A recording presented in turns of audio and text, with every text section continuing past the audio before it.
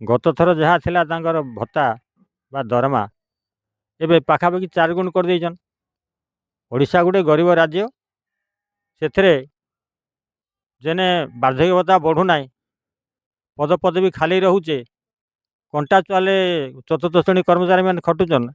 एमाने केउ आधार रे एवं केउ राज्यर तुलना करिकरी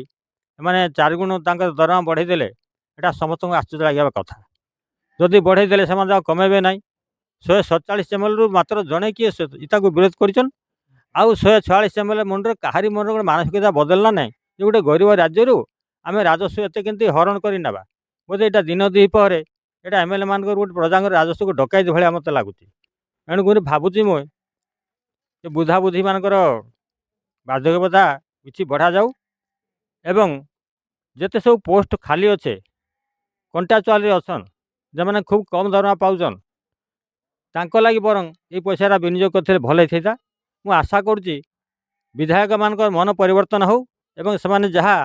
बर्तमान दरमा पाइबे मु हिसाब से पाखापाखि 42 लाख टंका से वर्ष को नेबे। मु आशा करे किसी न होले से 12 लाख टंका तांकर निर्वाचन मंडली पर